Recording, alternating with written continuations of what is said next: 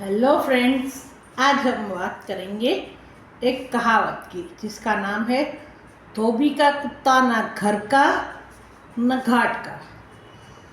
ये कहावत हमें ये बताता है कि अगर इंसान कभी ये सोचता है कि उसे दोनों किसी भी परिस्थिति में दोनों साइड से लाभ होगा तो ये पॉसिबल नहीं है। कई बार दोनों साइड लाभ होने की जगह दोनों साइड सिर्फ इंसान का नुकसान ही होता है। जैसे कि आजकल हम देखते हैं कि हिंदुस्तान में बहुत सारे परिवार ऐसे हैं जिनमें बड़े बेटे का गवर्नमेंट जॉब होता है तो सारे परिवार की जिम्मेदारी उसी पर डाल दी जाती है।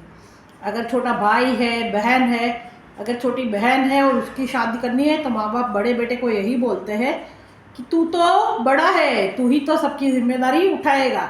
बेटी की शादी की जिम्मेदारी गहने से लेके जब तक बहन विदा नहीं होती तब तक की सारी जिम्मेदारी माता पिता जो उनकी खुद की जिम्मेदारी होती है वो बड़े बेटे पे डाल देते हैं।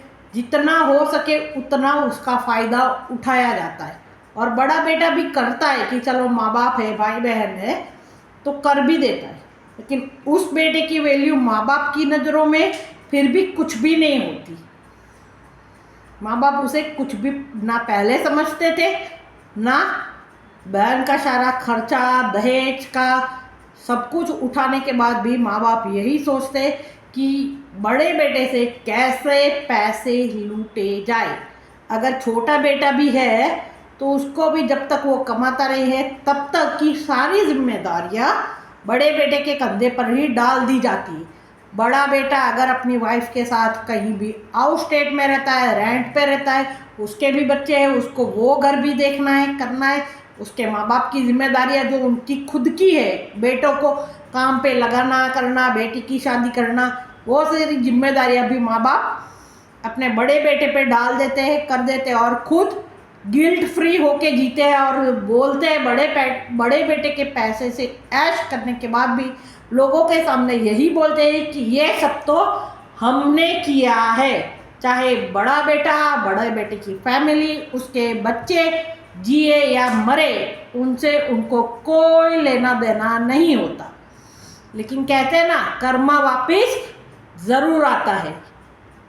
जब छोटे बेटे की शादी होती है, उसकी बहू आती है और जब उसके साथ भी ये सास ससुर की नहीं बनती और वो भी रेंट पे या अलग हो जाते कर जाते, तब सास ससुर को पता चलता है कि जितना उन लोगों ने बड़े बेटे को लूटा था, उसके फैमिली को जितना टॉर्चर किया था, उतना ही उसको कर्म का न्याय मिलता है। क्योंकि तब वो ना तो बड़ी बेटे के बहू के साथ रह सकते, ना ही छोटा बेटा उनको रखना चाहता है, ना ही वो जी सकते और अपने बुढ़ापे को अकेले जिंदा रहते हुए एक दूसरे को झेलते हुए जिंदा रहते हैं और अपने कर्मों की सजा भुगतते हैं और ऐसे ही इस दुनिया से विदा हो जाते हैं। तब यह कहावत सच में रियल लगती है कि धोबी का कुत्ता ना घर का न घाट का।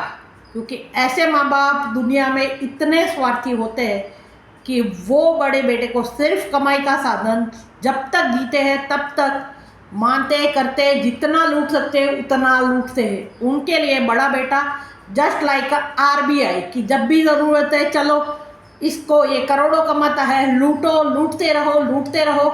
जब तक बड़ा बेटा सहता है तब तक मूर्ख की तरह उसको जिंदा रखते हैं। अगर बड़ा बेटा जरा भी उनका अपोज में जाता है तो बड़े बेटे को बोल दिया जाता है कि इसकी बहू ने ही उसे चढ़ाया होगा।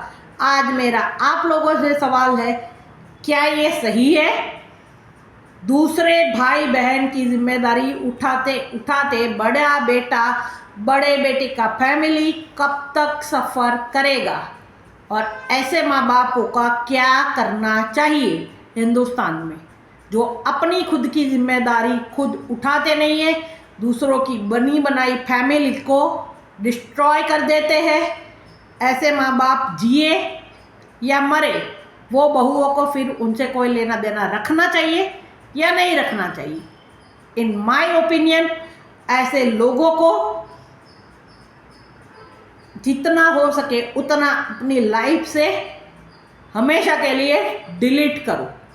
क्योंकि ये लोग तो कभी सुधरने वाले हैं नहीं। जब तक जिंदा है तब तक उनको झेलना ही पड़ेगा, चाहे कैसे भी है।